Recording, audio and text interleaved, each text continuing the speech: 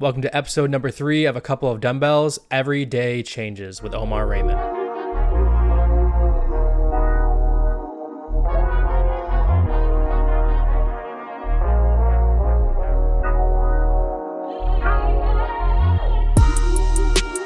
Happy Monday, everybody. Thank you so much for joining me this week again on A Couple of Dumbbells. I hope you're going to have a great week, and I'm glad you were able to join us to get that week started. My name is Erik Braun. I am the host of A Couple of Dumbbells and a certified athletic trainer helping you to opt for greatness. I have been so excited to bring you guys this message as Omar has been a huge inspiration to me in these really dark times. While working long shifts at the hospital and living out of a hotel, Omar asked himself the tough questions and made some difficult realizations about his life and his own happiness. And through his fitness journey and multiple other health and wellness endeavors, he has taken charge of his life and made the little changes day in and day out to help him opt for greatness. Through these realizations and through his continued journey, he is bringing an amazing message to people in his social circle and his patients and his job. How his education and his experience has always made him knowledgeable about the importance of keeping the human body and mind healthy.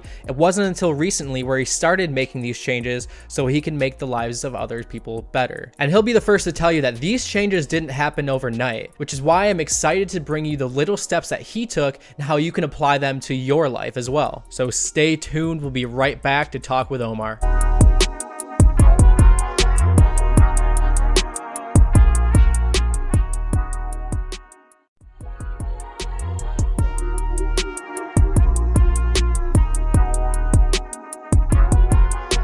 Hey everyone, this entire interview with Omar is motivational and inspirational within itself, but I wanted to stay true to our every Monday message of a motivational Monday strategy.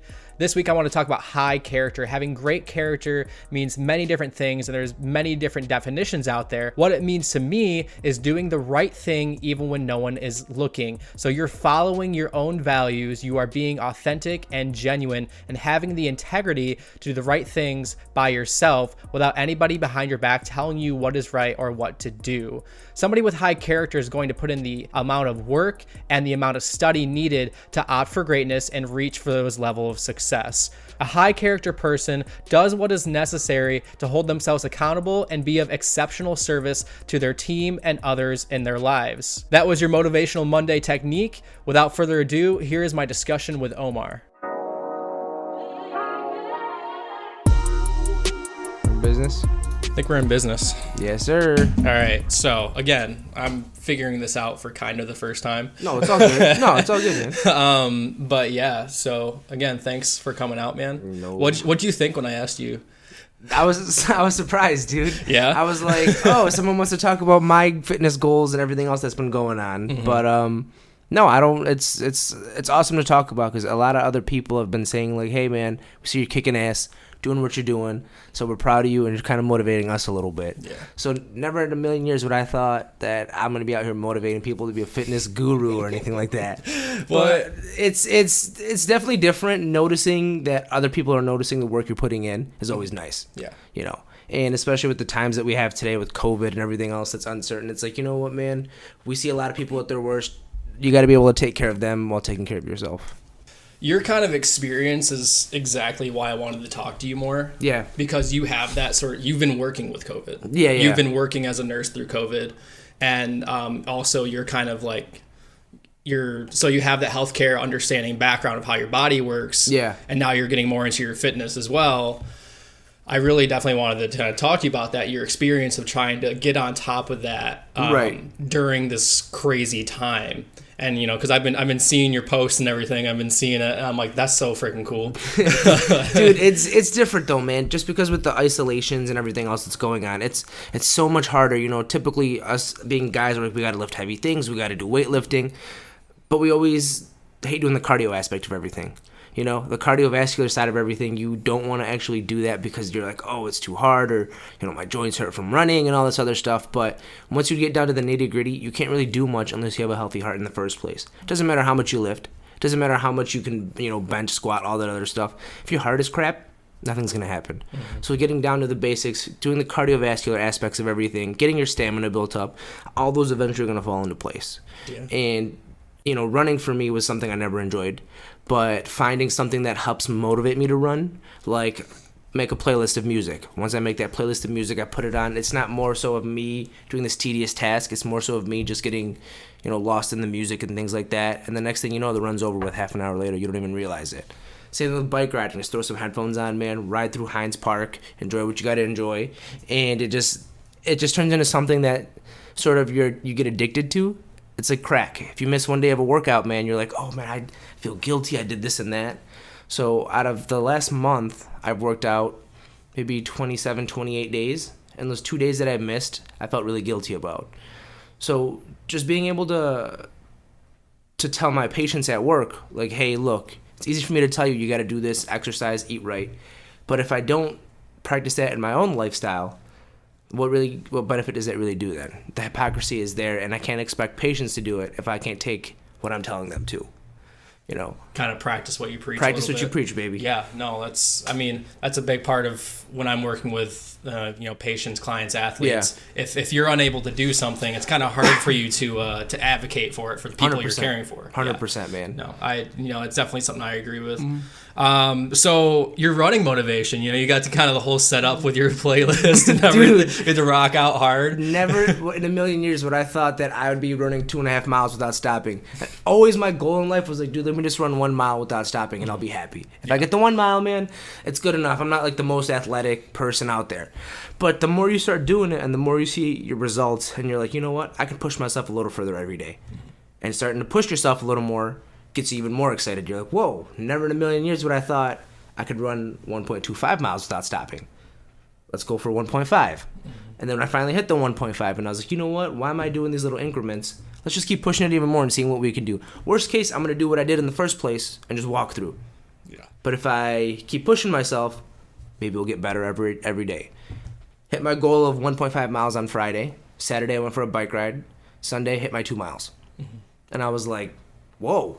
It's like, this is something I never in a million years, dude, thought would happen. I ended up running, and when I hit the 2 mile goal, there was a guy sitting on his porch outside. And when he was sitting outside, he had his mask on, pulled his mask off, started acting like he was running in place, gave me the thumbs up, and said, keep doing it. So then I was like, dude, this is a sign from, like, the universe, like, dude, saying, like, they know how big of an accomplishment this is for me.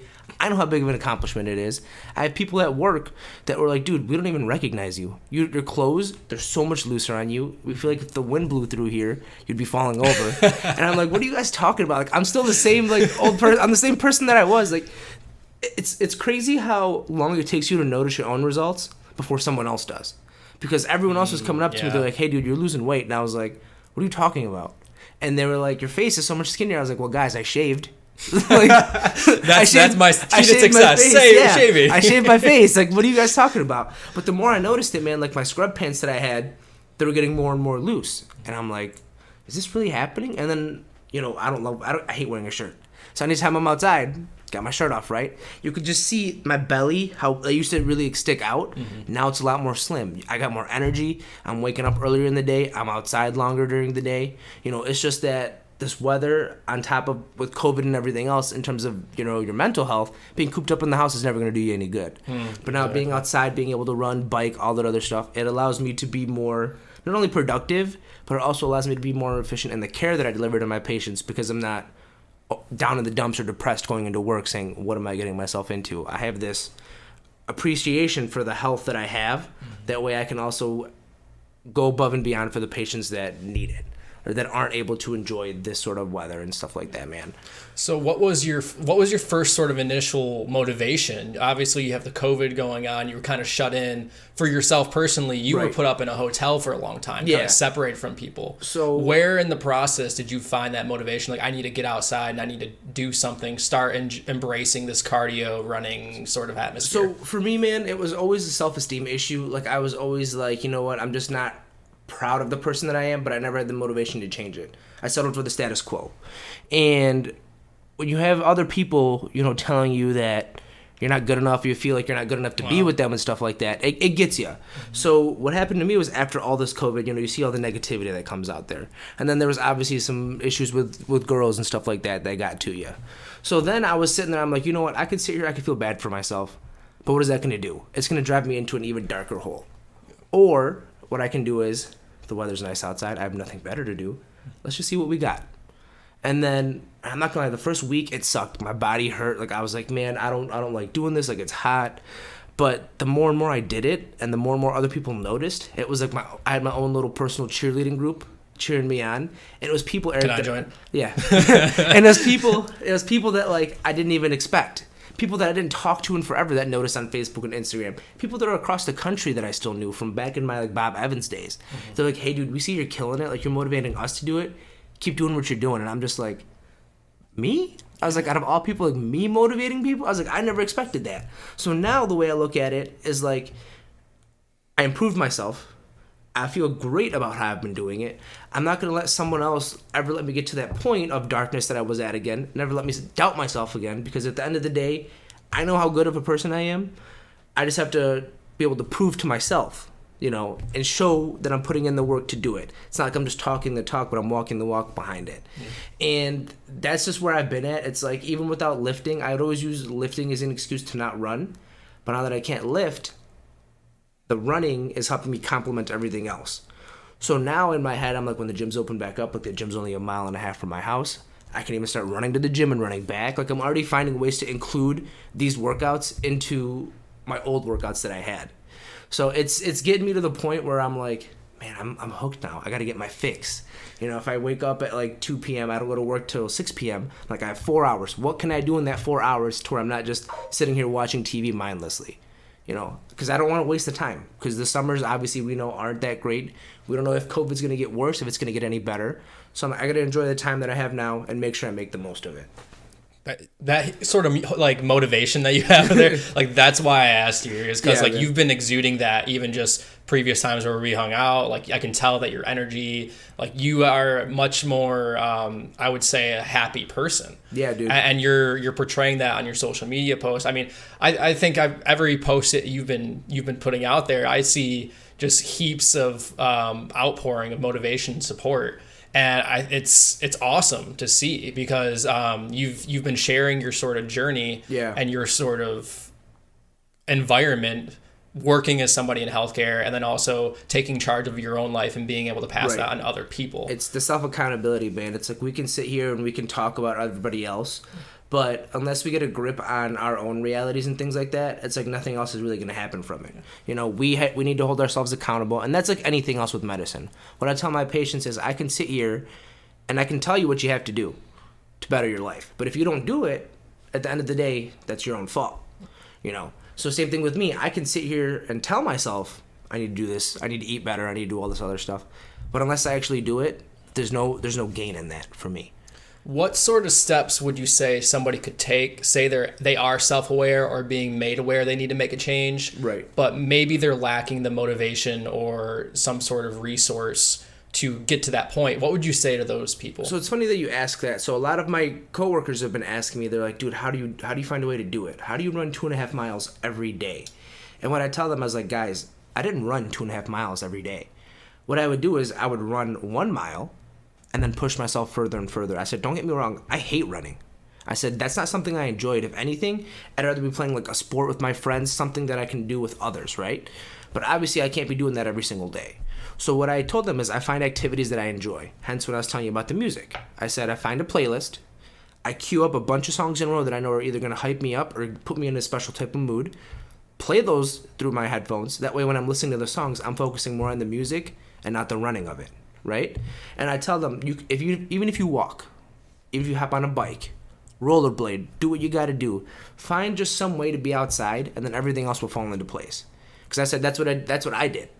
And one of these girls that I work with, she was telling me, she's like, yeah, you motivated me to start running. And she's like, but I did it at 3 o'clock. I don't know how you do it. I was like, listen, it's the middle of summer. Do not run at 3 p.m. in the 95, degree weather. I said, I made that mistake and it sucks. Yeah. I said, just find the time that you have, go on a brisk walk, go for a little jog, you know, take your dog out with you, find something that you can do to get yourself outside.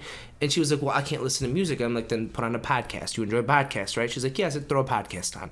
Do something that's going to get you outside and distract you from the task that you don't like. Because don't get me wrong, man, when I come back from these runs, my chest is on fire, my legs hurt, like I'm dripping sweat, but I feel good when I see those results on this Fitbit.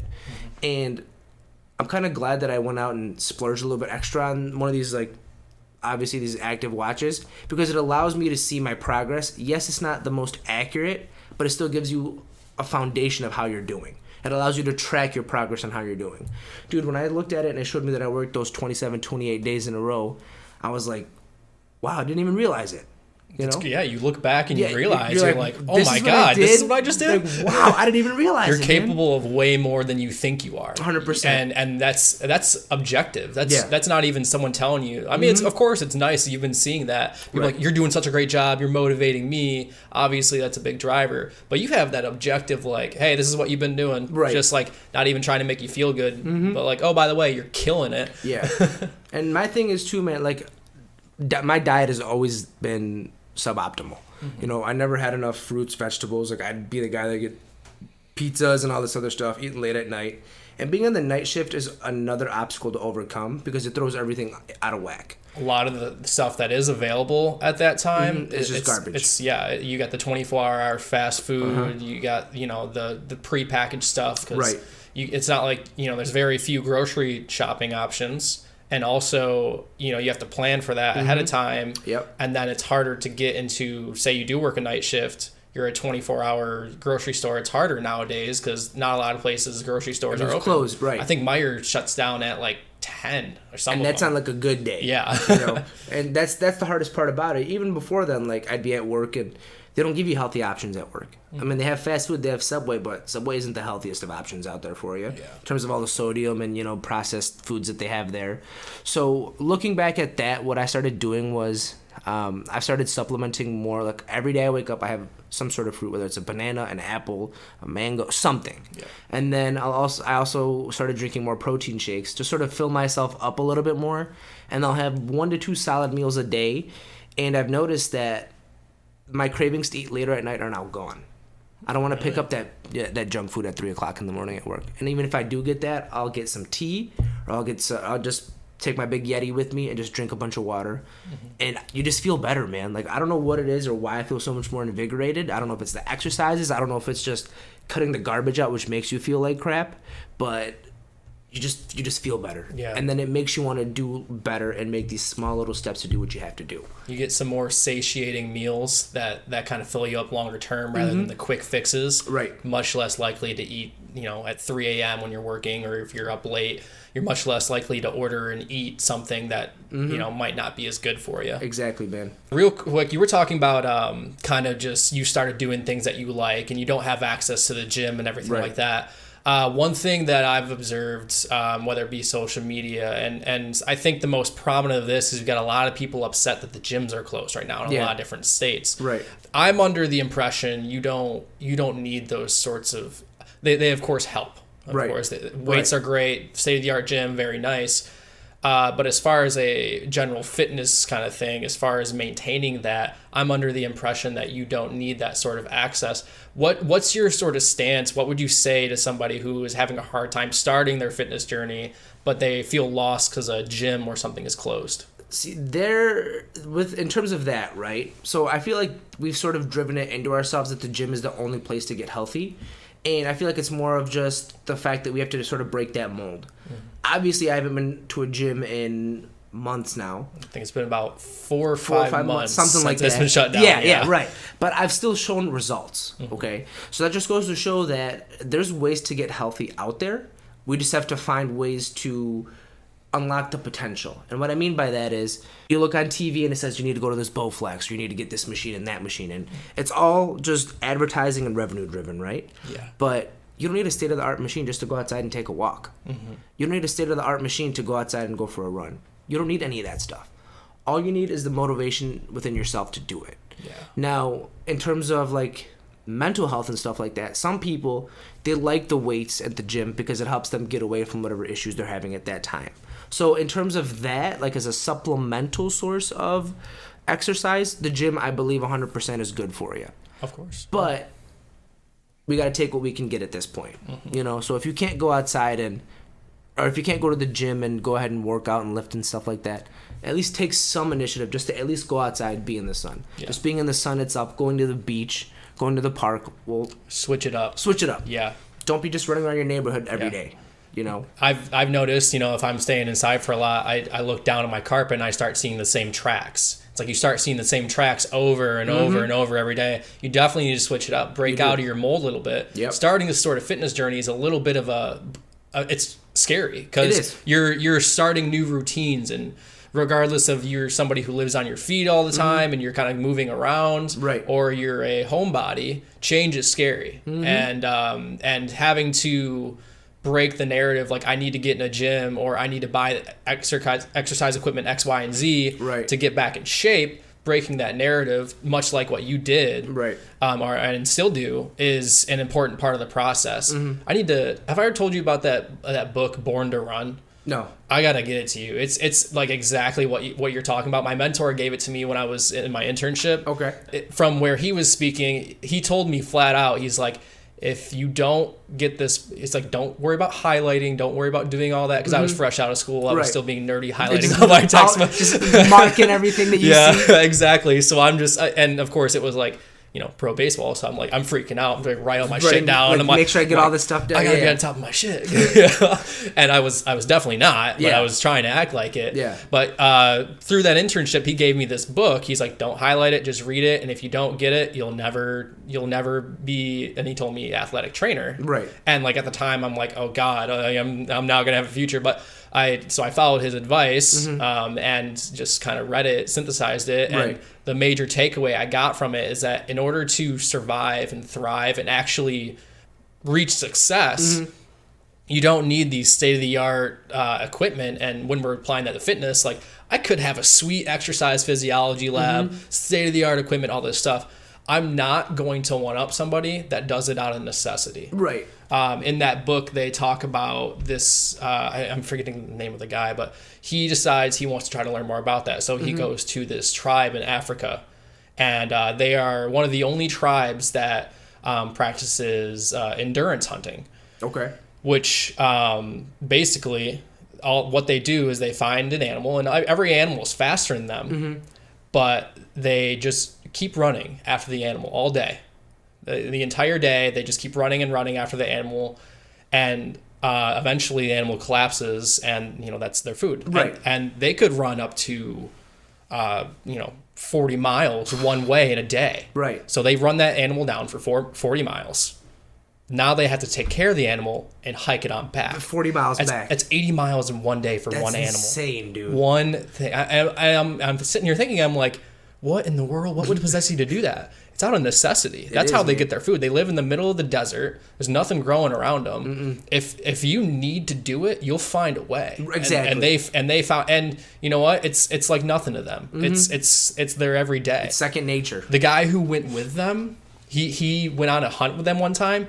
Once they reached the animal, he collapsed of heat stroke, and a guy from the tribe ran all the way back to the village, got some water, brought it all the way back. Oh my God, dude. Got him, put some water in him, carried him all the way back. So he ran, if we're going 40, I think it was the 40 miles. So he ran twice the trip and carried crazy. Both the animal and him like on his back. And you're like, dude, I can't even run 5 miles without feeling like that. And you're running 160 miles a day. I'm trying to break this 5 mile mark, and here's this guy who lives in a village in the middle of the desert. Without any of the state-of-the-art equipment and he just like, 160 miles, whatever. That's an average Tuesday for me. You don't even know. Like, the day's work. Here we go. Ready again tomorrow. It's just crazy, man. It's like the power of the mind itself. We just never realize how much negativity we feed into ourselves. Oh my God, yeah. And then once we unlock that potential, man, it's just insane. Yeah. And that's the key is finding that hidden motivation within ourselves to always do better. Because as human beings, we always find a way to outdo each other, but we can never, for some reason, find the motivation to beat ourselves and do better than ourselves. Yeah.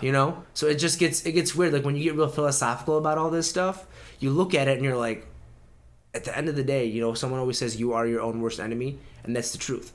Because at the end of the day, no one else has to answer to you but you.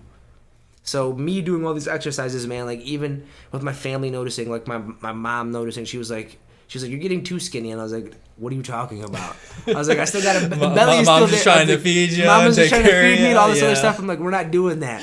But even just, like I said, man, just motivation from people that I hadn't talked to in years.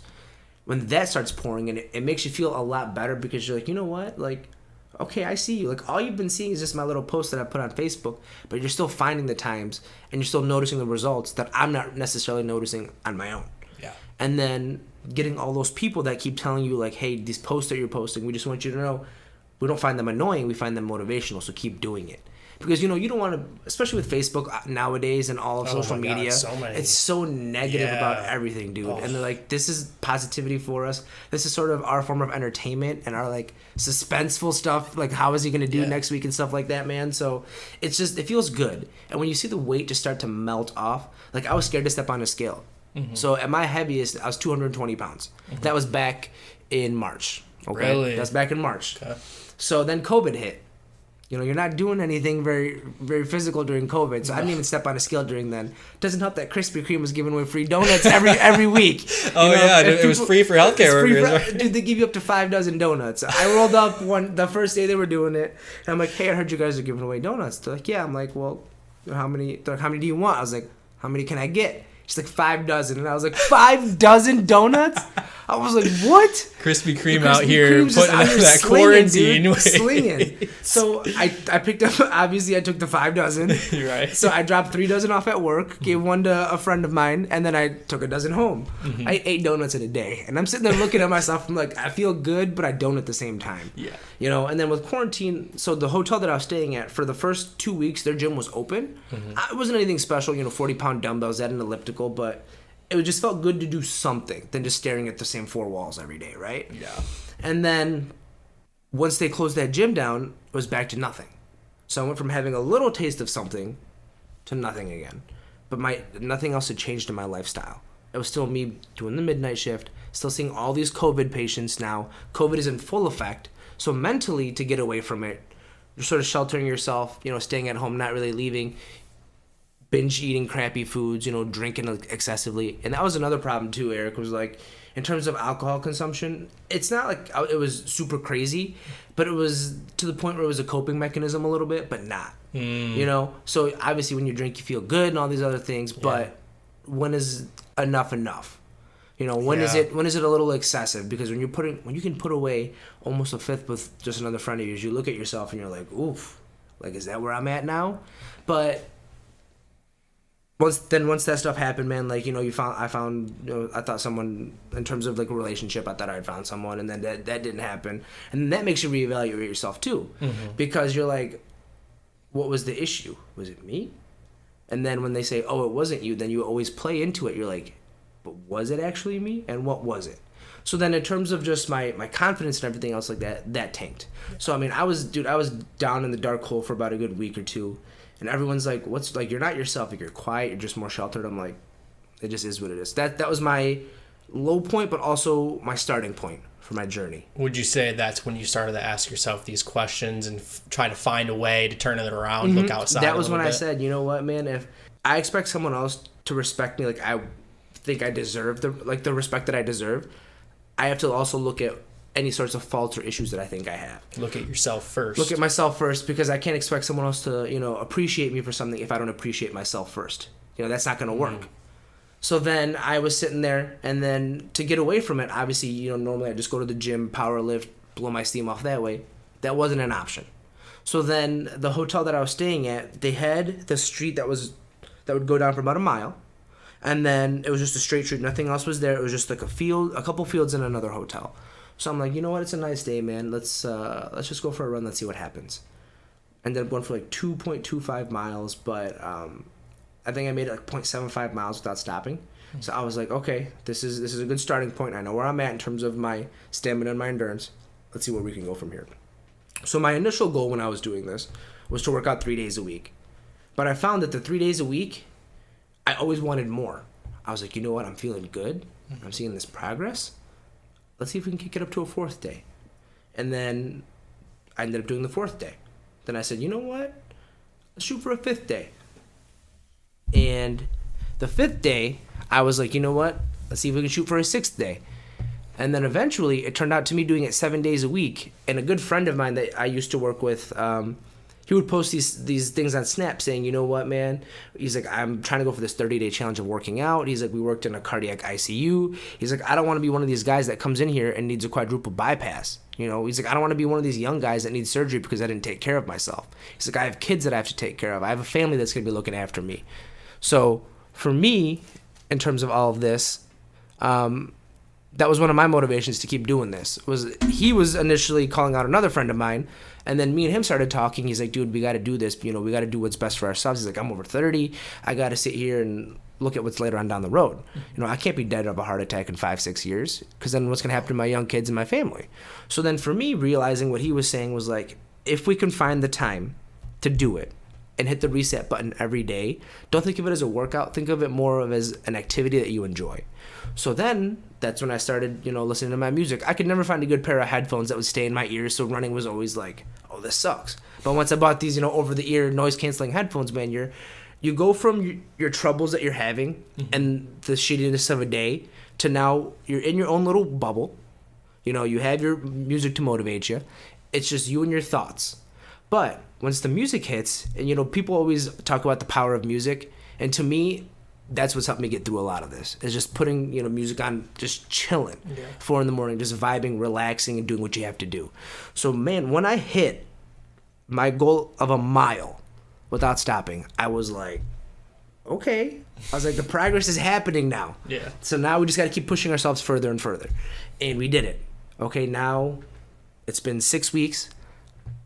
When I weighed myself for the first time, right, I lost 20 pounds in 6 weeks. Wow. 20 pounds. No kidding. 20 pounds, man. And I'm sitting there looking at the scale, and I'm just like, dude, there's something wrong with that scale. It's like, there's no way I've lost 20 pounds in 6 weeks. That's insane, right? But I had to go to the doctor's office for my annual checkup. I'm like, all right, the doctor's office is obviously going to have an accurate scale. The weight was exactly the same, on par. Scale's fine. I was like, the scale's fine. Double news, you lost the weight, and like, you don't have to buy another scale. I don't have to buy a new scale. I was like, this is insane, man. So now I'm sitting there, like, my friend was at work with me, and when I found out that I'd lost the 20 pounds, I went up to him like, Anik, like, dude, I've lost 20 pounds in 6 weeks. And he's like, dude, what? I'm like, bro, I lost 20 pounds. And I was like, this is crazy. Like, I haven't gone out of my way to do anything different except for adding maybe 30 to 60 minutes of cardio exercise a day. Never in a million years would I have thought that one simple activity would have burned off all that weight. Your fitness goals didn't take a crazy program. They just took, I'm like, all right, I'm going to do an extra thing, or I'm going to do an extra day. Or I'm right, gonna do, right. And that's what sort of made me realize that I don't need the gym. But it's also nice to have a gym in terms of, like, obviously you want to look good, you want to have big muscles, you know, as a guy. But you're looking good, getting some progress without the gym. That's what people are telling me, dude. I'm just like, and I'm finally noticing it. I'm just like, dude, I can't stop smiling. Every day I wake up, I'm like, dude, what are we doing today? You know, I even noticed a difference. However long ago it was where we kind of had the cookout over in Holland. Yeah. I even noticed a difference between today and then. Yeah, man. Like, and I mean, like, I think you were kind of first starting off there. Yeah. Like, it was like the first part of your journey. For sure it was. And, like, even now, like, your energy level is different. You look great. And not to say you didn't look great before, don't get me wrong. I'm not knocking on you. No, I get it though, man. Like, I get it. But just the way you talk and the story that you tell is just you can tell you've seen a really big increase in kind of what you're doing. I have, man, and that's the greatest part about it is, like, it's infectious. The positivity that I have, like, I just tell people, like, listen, man, I'm feeling great. I didn't do anything too crazy. Like, life is just good. Yeah. You know, I went from a dark point 2 months ago to now where I'm at the complete opposite. Yeah. I'm at the top now, and the sky is the limit. Because at this point, I'm still finding ways to incorporate workouts in, but I'm also having people join me now as well. Yeah. So other people are like, hey, dude, like, we see you've been killing it. Like, do you mind if we join? Like, some friends of mine yesterday, we ended up going to Royal Oaks High School. They have a track there. So I ran my 2.5 miles beforehand. I was like, let's just see what else we can do. I'm already at my goal for the day, so it doesn't hurt me or if I take it a little easier, but that wasn't the case. I mean, we did sprints, man. We lifted tires. We did some push-ups. Like, we did casual walks. We did jogs. Ended up working out for another maybe hour and a half, 2 hours, and I was still gassed. Like, I was like, wow, I'm still feeling it. But in terms of my endurance, though, Eric, I full out sprinted as hard as I could, and I recovered just like that. Wow. Whereas back even a month ago, I probably would have recovered, but not as fast. And then going back to when I was at my heaviest, there is no way in hell I would have recovered that fast. I would have had to been on supplemental oxygen and all that other stuff. You've been looking like a D lineman Like after a D returning lineman, after returning at 100 yards, you know? So that was just the craziest part is like now, like I've never actually done any full sprints this year, right? It's been casually just jogging, a little bit of walking. But doing these sprints and seeing how I recovered from them, it's like, wow, this is actually like making a huge difference. Even this little task that I thought would not have made a big difference, having this profound of an impact on my average daily life, it's like, dude, this is awesome. Yeah. You know, this is fucking great. And then just having my friends saying like, dude, we want to do this with you. Like I've had people, dude, that I don't even hang out with that often that are like, hey, can we come do this with you? Or can we come do that with you? Like today I'm supposed to hang out with a friend of mine. We're supposed to go running around a track and he's like, I want to see if I could beat you. I'm like, bring it. You and I ran a race, whenever maybe about a month ago. We did. I'm thinking we need to rerun that. I was thinking the same thing on my way over here, dude. I think before the day is over, before you head off, we should probably try our race again. The thing was, man, that you beat me by it wasn't even an inch. Barely. It was barely. Yeah, I mean that was a month ago. You've been. I would say you've been more on your endurance and running game way more than I have. I don't know though, man. You know, to me close. It's always funny though when people see me run. They're like, "Dude, we never thought you'd be that quick of a guy." Oh yeah. And I'm just like, "Dude, I don't know what to tell you." I was like, I'm there. Just hey, don't judge me by the cover. The looks will fool you for sure. Oh yeah. You know, hey, you can't just look at somebody and think that something's gonna happen. You know, and then they get in that sort of complacent attitude, and then they end up, then they see you running by them, whether it be in a race or in life, or whatever it is, man. Whatever. Like you start to get complacent with the people around you, think, there's no way. Then you don't challenge yourself exactly to get ahead. And I know we're talking about a race here. We kind of expanded it out a little bit, with a different direction, but I think you've kind of proved that in your journey for sure. Yeah. You talked earlier about kind of getting into your thoughts and getting into your mindset when you're running, whether it be putting on music, a podcast, or whatever. A lot of times that can be challenging for people for one reason or another. Maybe getting into their thoughts is a scary thing, or they don't really know how. Yeah. What would you say you did? How did you get into that sort of mind space? So what I did, man, is, like I said, music has a huge way of just calming me down and getting me back into like a good zone. So I'll put a bunch of music on, and as silly as it sounds, it's an escape, okay? And you can get a little bit of a high off of it, I guess you could say too. You know, you got this good song that comes on. You know how you just get energized and everything else like that? That's how I get. And a good friend of mine, he ended up having this EDM playlist, and he's like, "Hey, dude, like I got this playlist." I'm like, "EDM? What are you talking about?" Like I always liked EDM, but I could never think of it as like pumping me up for a run.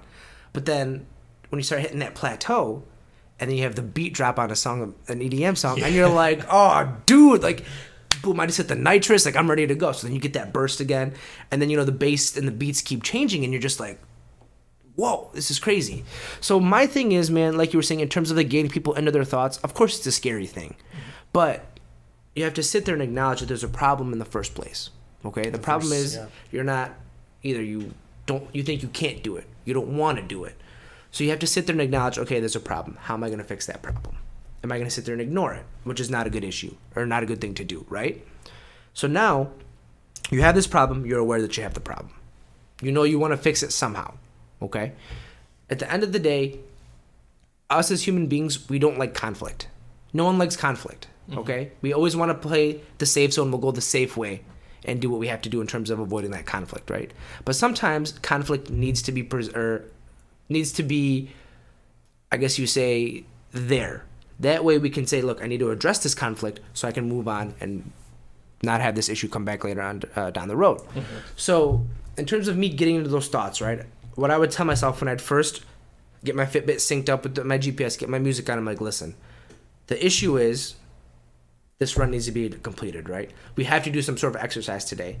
How are we going to find a way to do this in a manner that is compatible with our daily plans, okay? So even if it's 10 minutes of exercise, better than nothing. If it's 5 minutes of exercise, it's better than nothing. So if we can find a way to make compromises in what we do it makes the mental issue of it a lot less daunting or scary, And that was my thing. I was like, look, I got 6 songs queued up. On average, that's 24 minutes of music, okay? I said, if we find songs that we enjoy and we don't realize that we're listening to or we're not running anymore, but we're listening to music or a podcast or whatever else it is, it flies by. But if you look at it as it's 30 minutes of me having to exercise, it's going to be something that you're not going to want to do.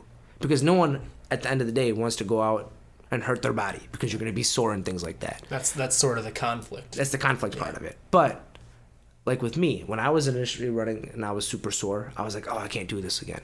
But what I would do is I try to run and bike as much as I can. So if my legs were really sore one day or my knees were really hurting, I'd hop on the bike.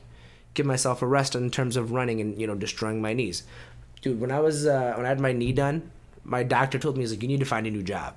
And I was like, what are you talking about? He's like, at this rate, you're going to keep beating your body up to the point where your body won't be able to handle you doing this job. And then I found out and I was like, what are you talking about? Like that's crazy. So now, going back to realizing how important rest and everything else actually is, it's like, listen, we know what we want to do. We have a goal in mind. We want to look better, right? Mm-hmm. But if we sit here and destroy our bodies and do it when we're sore the entire time, it's not going to really do us any benefit. We have to find a way to make that compromise that I was talking about. Mm-hmm. And it's all a mental game, man. That's what it's all about. It's getting over that hill and realizing that at the end of the day, we have this thing that we want to do. We just have to find ways to get there without harming ourselves. And stretching is another important thing that I realized I really have to still improve on, but I've started off with like 10 to 15 minutes of stretching now. Then before, when I would run, I'd do like a quick 5-minute stretch, then I'd really feel the tightness and I'd stop doing what I have to do. So I realized stretching is obviously an important part of the game too. Yeah. So on kind of that wavelength. So stretching, obviously, the warm up, the cool down, everything as part of that sort of your workout. Right. Obviously things you need to do. Right. And one important aspect of fitness is capitalizing on your rest as well, giving your body that time to rest. What changes did you have to make in your life on, say it was a rest day or say a lower workout day? Mm-hmm. What does that look like for you? So what I would do, right, is I'd wake up, let's say I wasn't working this day, right? I'd wake up around 1 or 2 o'clock. So let's say this day I'm going for a run and I decide I want to bike as well. I do that. Next day I wake up, my legs are a little sore. The last thing I'm going to want to do is keep running, because then if my legs hurt already and I push myself even more, it's going to make me not want to run. So I'd hop on the bike, and what I would do is if I run for half an hour, I try to bike for at least an hour. That way I'm still getting the same amount of exercise in, but I'm also allowing my legs to rest up. Okay. So you're changing your exercise type based on what you're feeling that day. Exactly. You're getting a similar volume, yes, just maybe at a lower intensity. Exactly. Okay. Exactly. So that's what I would definitely do. And then you got to think about it. At work, I'm on my legs all the time too. Mm-hmm. We're constantly running back and forth. You have a pretty active job. Exactly. So the last thing I want to do is smoke my legs out to the point where I can't do my job now, because then it affects your daily lifestyle. Right. I want to speak on that. So there's a lot of people out there who live a very active job. They're on their feet all day, mm-hmm, or they're working, with their hands. So it could be serving, could be nursing, could be construction. There's still, although that's an active job, demands a lot out of you, there's still a lot of people who have not as good health. Sure. Stuff like that. Sure.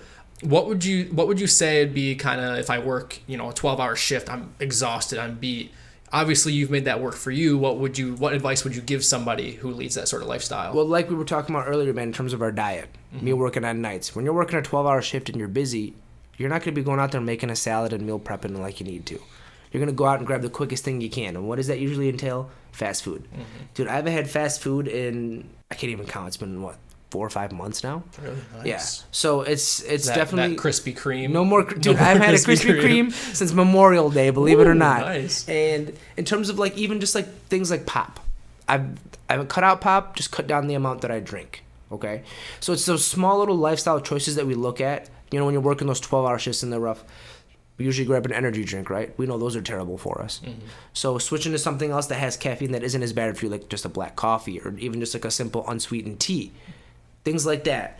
We need to find the way, the habits that are bad habits during those 12-hour periods that we're doing, and sort of improve on those a little bit. We still have a bunch of people that are nurses that still smoke.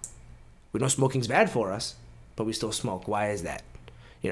And that's one thing that's going to make working out harder is because not only are you out of shape, but now you're also damaging your lungs, your heart, and everything else in the process by smoking. So you talk about kind of making those sorts of substitutions, those changes. Those aren't really huge sways in your life. They're not. It's a substitute or a step in the right direction. I think it's important to note that change that's going to lead to that progress, that sort of healthy lifestyle, doesn't take these large sways falling into a fad diet. It just takes little changes here and there over time, and over time for you, it's worked. It's a relatively short amount of time where you saw amazing results. You said 6 weeks, 20 pounds.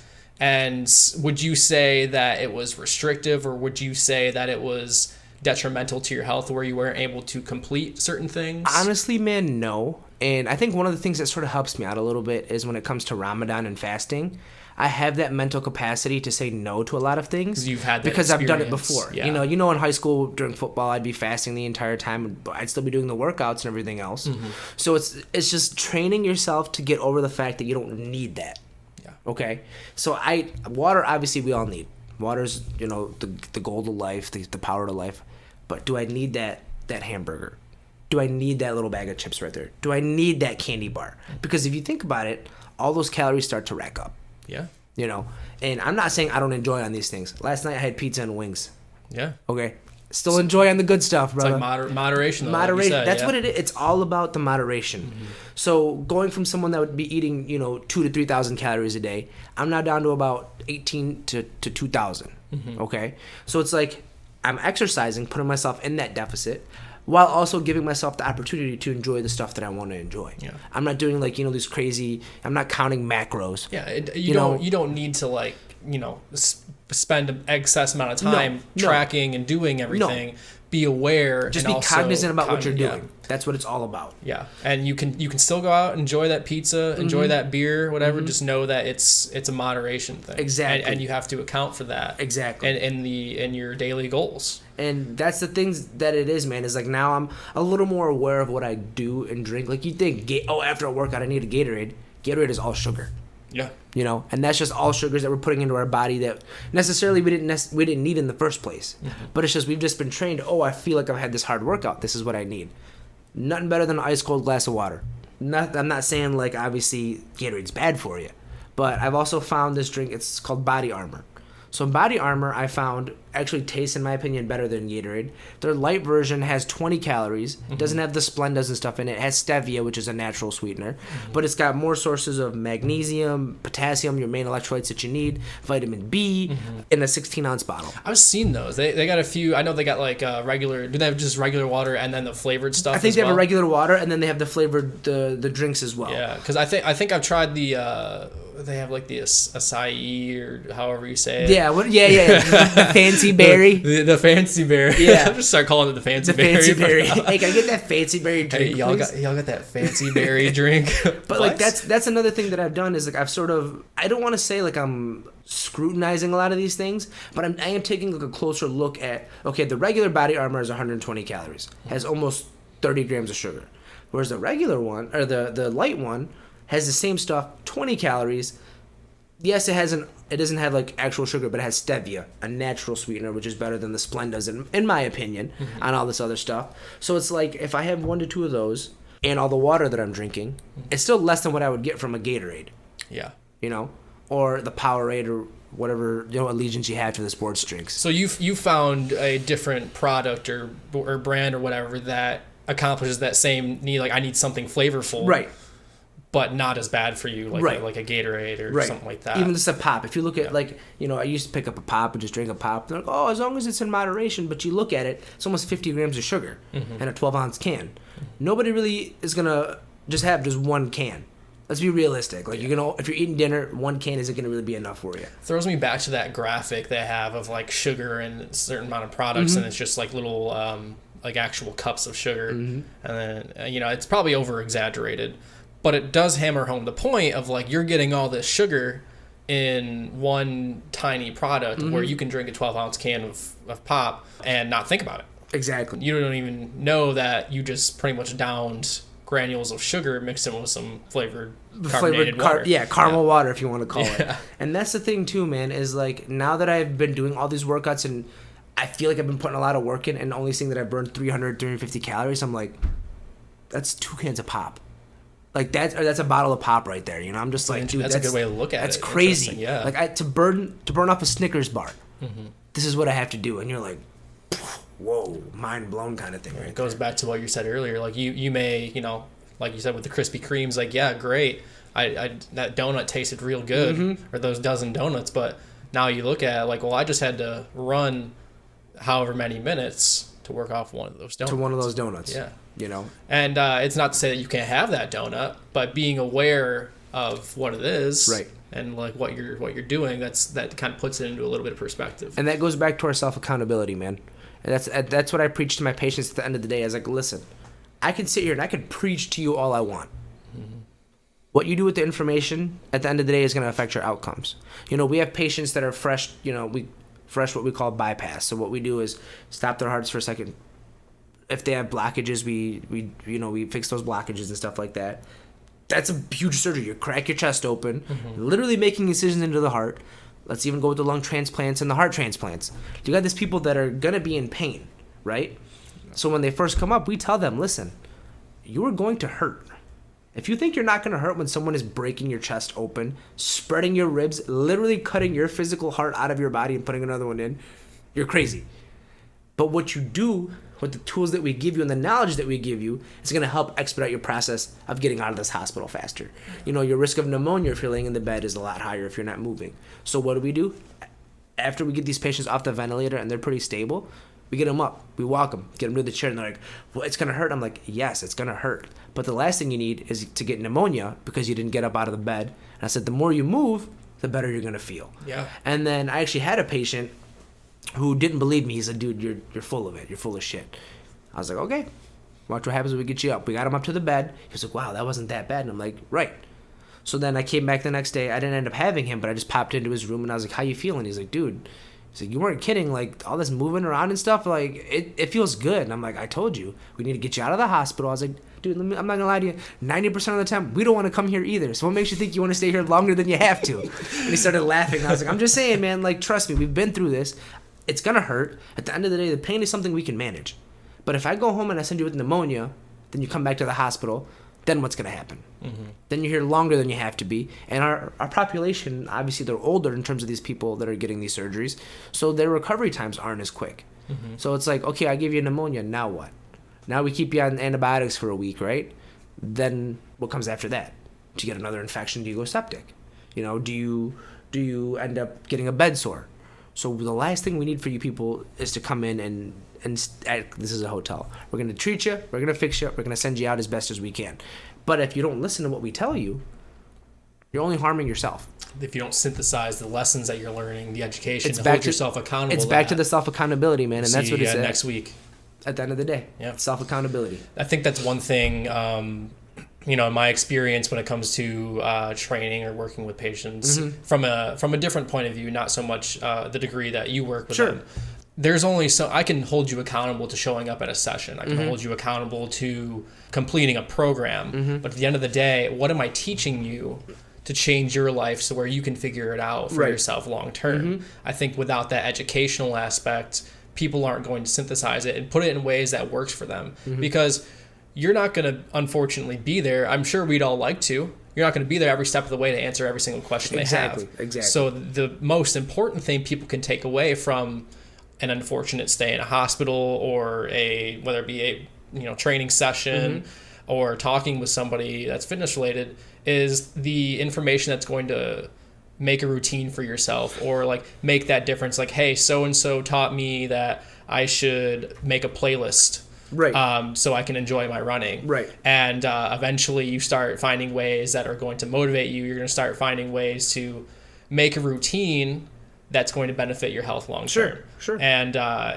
you kind of hope that most people take that information and it kind of sinks in with them. I think there's an unfortunate time where people fall off and they might not take it in. So What's kind of your feelings and thoughts when you kind of see someone like that who maybe they're not taking it in or not synthesizing? Is there any ways you think that they're going to be able to come around to help them out? So the way that I look at it, man, there is no black and white in terms of the medical field, right? There's no, they can say that you could have two patients, exact same condition, right?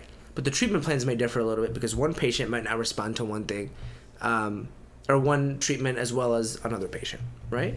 So it's all about knowing your audience, knowing what it's gonna take to get them to listen to you. So like I said, for me, to motivate me, I have music. But you might not like listening to music. You might like a podcast. So it's us finding that, it's fine-tuning everything to get it to make it enjoyable for you. Let's just say your patients, they suffer from anxiety, right? When you come to most physical therapy sessions, it's not one-on-one because you have a big group of people. Yeah. So I could sit there and I could go through this little group with you. I said, listen, I get you don't like doing this. Let's find a way for us to make it where it's one-on-one, so that way we can make it more comfortable and enjoyable for you. Or I can give you these exercises at home where you are alone and you're not, you don't feel like you're being scrutinized by these other people. And that way you can go ahead and do what you have to do. But at the end of the day, I have to find a way to relate to you. Because if I don't, I'm not doing my job.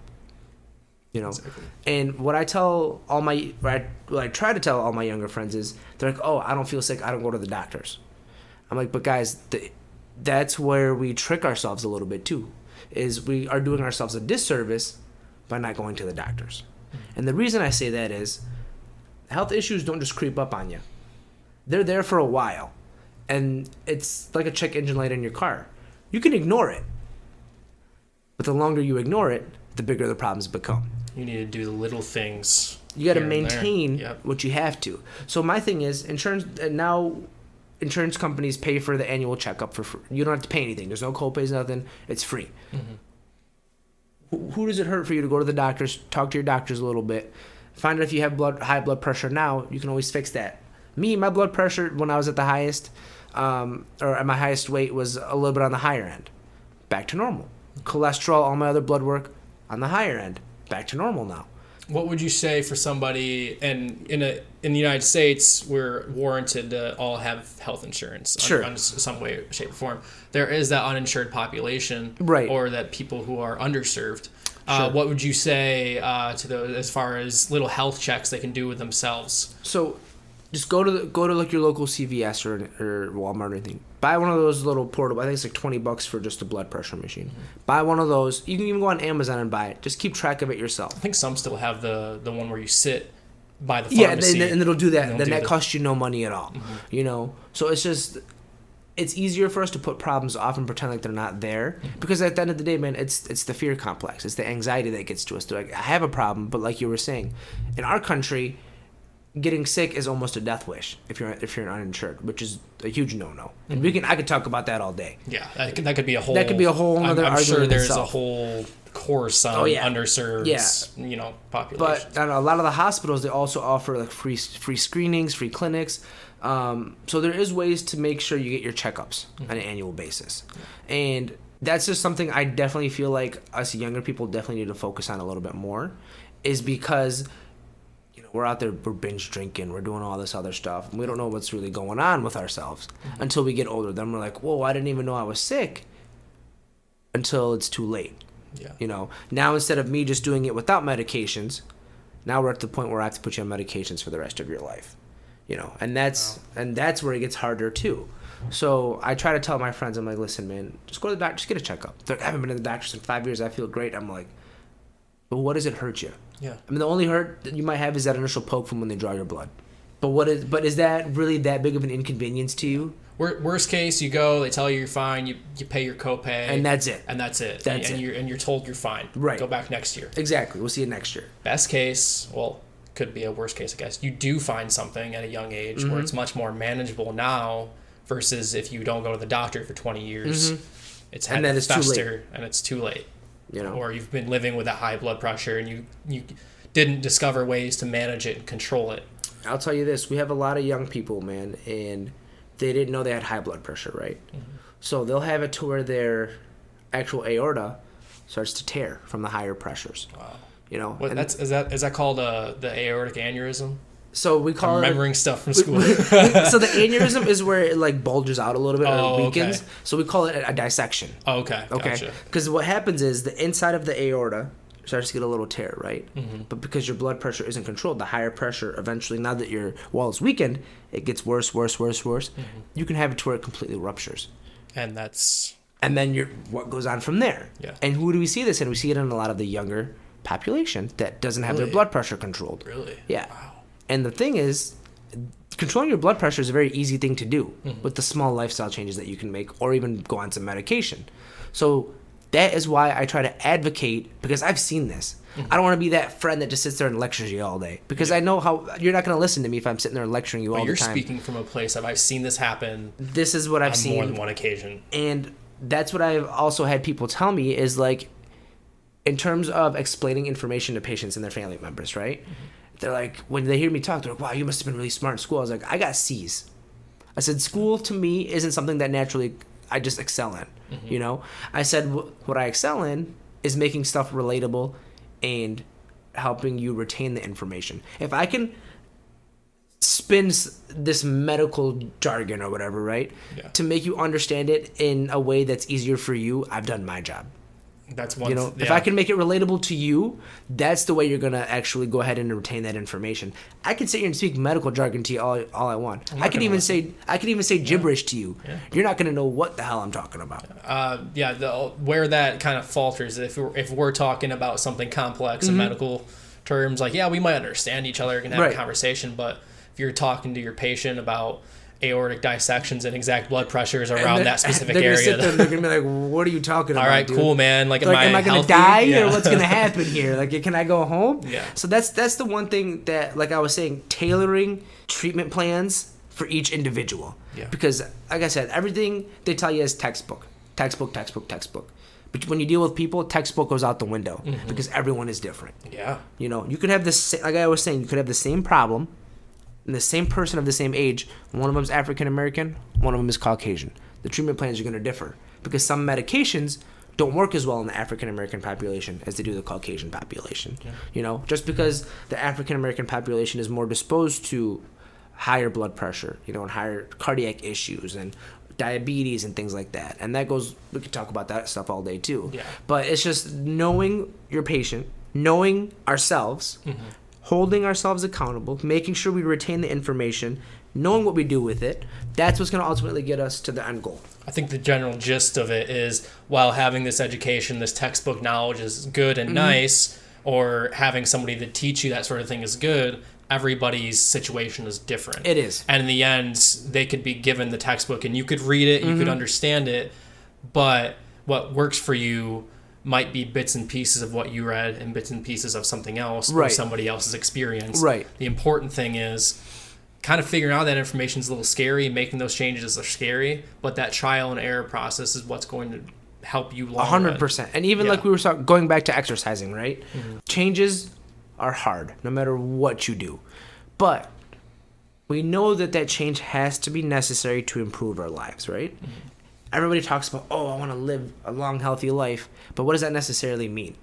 You know, so to some people, it's drinking one less beer a day. If you're drinking 24 beers a day, that one less beer isn't going to really do anything. Yeah. If you're drinking a pint of alcohol a day, guess what? That little less sip you take isn't going to do anything. You know, it's making ourselves accountable to reach our ultimate end goal of a healthier lifestyle. Yeah. And so where you might cut out one a day, it's that progress. So next day you're going to cut out two, three, four. Exactly. Yeah. And that's where it's at. And like I said, with my journey, I always tell people, if I can do it, and I literally mean this, you know, when you hear someone say, I did it, it's not that big of a deal, you're like, this person's full of shit. I am literally telling you, if I can sit here and lose 20 pounds in 6 weeks by simply just adding a little bit of exercise into my daily lifestyle, why can't you? You know?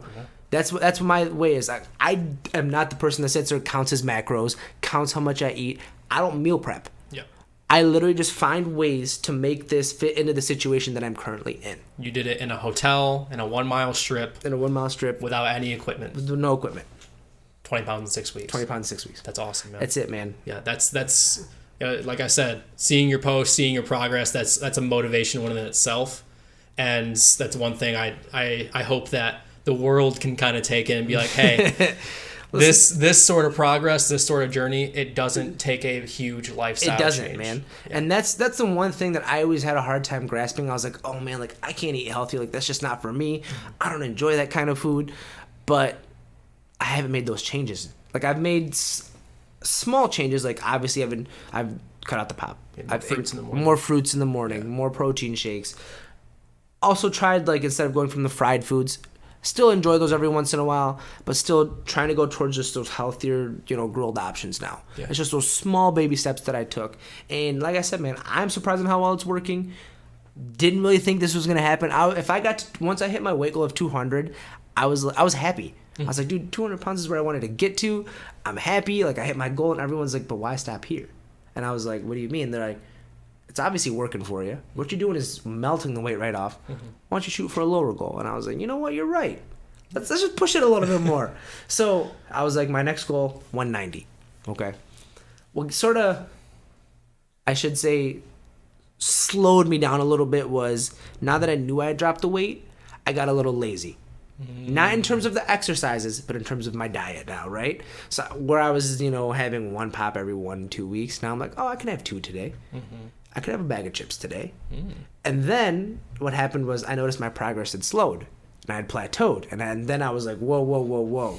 We're not doing this again. We're not going to put all that hard work that I just did for 6 weeks to waste. So then I was like, okay, you can have this for this week, but next week we're going back to the same way that we were. 5 pounds melted off in a week. That's awesome. So that's some accountability right there. That's accountability, man. And I like how that relates back to what you said earlier of being aware. And like the first step of holding yourself accountable is making that light bulb moment of like, this is what's happening. Right. Don't sugarcoat it. Right. This is what I need to realize. Exactly. And now let's figure out the process to change. Exactly. And you have the experience where it's like, you know what? I know what was working. I got lazy with it. Getting back to it, and then there you go, right back on track. And what's funny though, man, is I'm already starting to plan for the winter. It's like, okay, obviously I can't be doing this stuff in the wintertime, right? Yeah. Can't be out riding a bike in the wintertime. Because right now we can't count that the gyms are going to open back up. Exactly. So it's like, what can I do at home that's going to sort of help me out a little bit?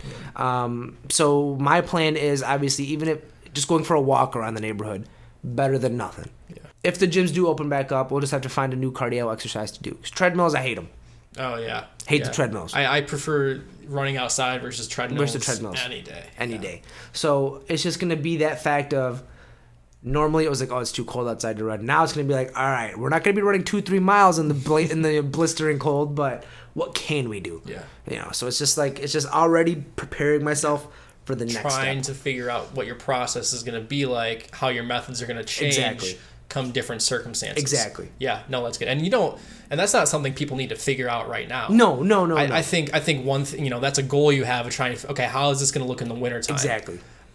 Great goals for people, in my mind, are ones you have zero clue of what to do right now. If you have a goal and you know how to get there, it's not a good goal. No. Not at all. No. You need to find a new goal. 100%. Yeah. And what I'll say is, let's go back to the runs and everything for a second, right? So, like I said, my initial goal was to run 1 mile without stopping. When I found out I could only make it either a quarter of a mile or half a mile without stopping, and I was like, whoa, this is really like a wake-up call. Like, I really got to push myself. So what I would do, man, I'd get to about half a mile, catch my breath, walk about another block or two, then try to keep pushing myself. Because if I got happy with just being able to run a half mile, I would never have made the progress that I made today. But a 1 mile run also isn't an unattainable goal. It's not like I said, I'm going to run 5 miles without stopping, and then realizing that it's not doable. You might have been able to get there, but you just blew through everything in probably the next couple of days. Exactly. You're not going to want to do it again. Not going to want to do it again. Yeah. So setting small goals like that is what definitely helped me realize that my goals are attainable, but I have to put in the work. Yeah. It's not hard work, or super hard work, I should say. It is hard, but it's not unattainable. It's not unrealistic. Yeah. Right. For sure. And that's where I've sort of improved myself a little bit, is setting goals that are attainable but not too easily attainable. Because when I ran that 2.3 miles without stopping, and I was like, why did I just walk that 1 block? If I would have just ran that 1 block, I would have hit my goal the day before. So You're then looking back I'm looking back hindsight, at it. I'm yeah. just like, well, damn. So then I was like, you know what, man? I mean, don't get me wrong. You're tired. Your lungs are on fire. Your legs hurt. But then you look down. You're at 2.5 miles. And you're back to where you started at. And you're like, whoa, I did it. Mm-hmm. Wasn't easy, but I did it. And then in your mind, you're your own hype man. You're like, I beat my goal. Like, this is awesome. Like, I had that other guy over there. When I hit my goal, like, he was happy for me too. And then it's just infectious, man. That positivity that people spread towards you, you can then spread that positivity towards other people. You know, if you're not 100%. happy with yourself, you're going to be pretty shitty towards other people. Oh, you're giving me chills. It's getting real. It's getting real. It's getting real. All this positivity and energy. And, like, there was one day, man, like, I literally was at work. And, so there was me and another nurse in a patient's room. So the way it worked was the patient was pretty stable for the most part. So we didn't have to both be in the room at the same time. We just traded off. Hey, man, go take a 45-minute hour break. Come back. We'll do the same thing. We'll just rotate out the room. So I'm like, okay. So I had some time. It was like 11 p.m. And I'm like, you know what, man? I'm feeling really good. The weather's beautiful outside. I'm just going to go for a drive. I got in my car, dude, put some tunes on. I'm driving down 94, and I'm like, man, Eric, I had a smile on my face the entire time. I'm putting on Instagram, Snapchat. I'm like, I feel great. I want everybody else to know how great I actually feel. Yeah. And then everyone's like, bro, what do you do? Like, you're whipping. Like, what's going on? Like, you good? I'm like, guys, I'm loving it. I'm feeling good. People are finally starting to notice the hard work I'm putting in. I'm finally starting to notice the hard work I'm putting in. I'm holding myself accountable. Like, and it's working. I was at a low point in my life 2 months ago. Now I'm at a high point, and I feel like I can own. The sky's the limit, man. And then they're like, whoa. They're like, are you serious? I'm like, dude, this is great. I went home, posted it on Snapchat and Facebook. I was like, guys, just want you guys to know I'm fucking feeling good. I want all of you guys to know how good I feel, and I hope you guys feel just as good as I do, because this shit is amazing. And then I had to go to work the next day, and I still felt good. You know, now you're like, when you have to wake up, you're like, damn, I gotta go to work. And I was like, all right, let's go to work. Like, I'm pumped. Yeah. Went to work, had a good day at work. Same thing, got in my car again, dude. I went driving, and I was like, this is just nice. It's just ways to escape the bullshits of reality all the time, and making yourself feel good, especially during dark times like this. It's what we need. 100%. 100%, man. That's Dude, how. Dude, you're filling the room with positivity it's just right now. Positive vibes all day, every day. I love it, man. That's awesome. That's what, and the thing is too, man. Like, you know, when you're not sleeping very well, like I could say I get 8 hours of sleep, right? Before I was doing this, I was getting like 7-8 hours of sleep, but it wasn't good sleep. But now that I'm exercising more, I'm sleeping a little bit less, but I feel a lot more refreshed in the process, which is something that it sort of caught me off guard too, because you'd think, oh, I'm exercising, I'm going to be getting better sleep for longer hours, but that's not the case. Yeah. You know, so even then I'm just like, mind blown. You are thinking you're getting less sleep, but you're actually that positive mindset. You're attacking the day, and you have more energy. Exactly. Dude, I could probably talk to you for 17 hours about all this stuff, dude. all this stuff. But I want to be a little bit respectful of your time. I'm going to ask you one last question. For sure. Before, I mean, we've talked about every bit of motivation, every bit of tactic, that's led you to be successful. And you know, fortunately, able to put this podcast out there to where anybody and everybody could listen to it. I mean, you know, we're not out there in the worldwide view yet. Not yet, bro. Not yet. Not yet. But, hey, we're gonna get there. That's it. But let's assume for a moment that we have all 7.5 billion people in this room somehow, some way, shape, or form. Right. You know, just room's infinite size, and COVID's not a thing.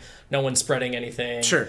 They're all looking at you. You got a microphone. They're all listening to you. What are you saying to them in that moment? What I'm saying to them is, us holding ourselves accountable at the end of the day is the most important thing. Okay, we need to start loving ourselves before we expect anyone else to do that. Because if I'm not happy with myself, there's no way in hell you're gonna expect someone else to be happy with you. Okay, in life we have to find ways to set our goals and make them realistic. We can't sit here and say I'm gonna wake up one day and be a millionaire. Set your goals in life. Find ways to incorporate those goals into your life in ways that aren't super disruptive to your normal life or your lifestyle. Okay, and what I mean by that is, so going back to working the night shift. Okay, people are always saying I can't work out before work. I'm too tired. I'm like, but when are you gonna work out then? Because when you go home, you're not working out after work. So it's just finding those small little details in our lives, right, that are easily fine-tunable, is the most important thing that you have to do if you want to make significant changes in your life and positive changes at the end of the day. Absolutely. That's what it's about, brother. Dude, you're an inspiration. Whether you plan on it or not, you are an inspiration. Hey, that's awesome. It's nice to finally know that the hard work that you're putting in is being noticed. Yeah, and I'm happy that you could like come on here and talk about it a little bit more because I mean, I'm inspired now. I'm gonna when we're done with this, I'm gonna go out and try to run a little bit. And just the one last thing I want to say too, man, is like you never want to come off as that douchey person that's always just about like, oh, I've been doing this and it's all about me. That's the last thing I want to do. Mm-hmm. What I want to tell you is, with me talking about my journey and posting about my journey, is if someone like me can do it, there's no way in hell someone like you isn't able to do it. Yeah. And that's what I tell people at work too when they say, Omar, like you've started me motivating to start walking, and I'm like that's perfect. I said walking is better than nothing. I said, but what you should start doing is during those little walks, make them a little brisk walk. Even jog for a block. Even if you're super out of shape, right? Mm-hmm. That you jogging for that block is better than you not jogging at all. Yeah. And then that one block turns into 2 and 3. And then next thing you know, you're like me running 2.5 miles for the first time ever in your life. And you're sitting there and you're like, this feels fucking awesome. Yeah. And that's just what I have to say. Is just do what you got to do, because at the end of the day, those goals will fall into place.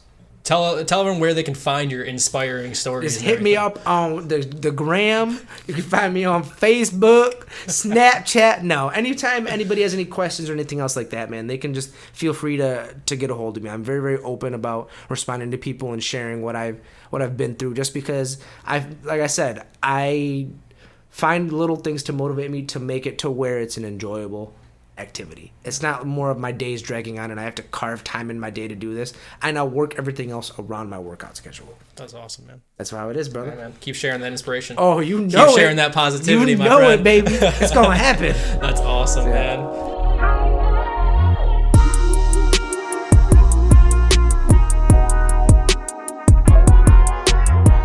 Thank you all again so much for tuning into the podcast. It was an absolute pleasure talking with Omar. Feel free to follow him on Instagram at ASAP_OM. That's at ASAP_OM. Feel free to give us a rating, a thumbs up, or whatever you feel necessary on our podcast wherever you listen to it. If you absolutely love this podcast and want to hear more, head over to our page over at anchor.fm and click on the support button where you can submit monthly donations that'll help us out with equipment and recording software that'll help make these episodes even better. This podcast is presented by OPT Athletics. Give them a follow or a like on Instagram, Facebook, or Twitter. That's at OPT Athletics. Follow them for regularly posted workout tips and motivational ideas that'll help you opt for greatness. Again, thank you all so much for tuning in this week. I hope you enjoyed it. Make sure you follow us for weekly episodes released every Monday. Stay well and opt for greatness.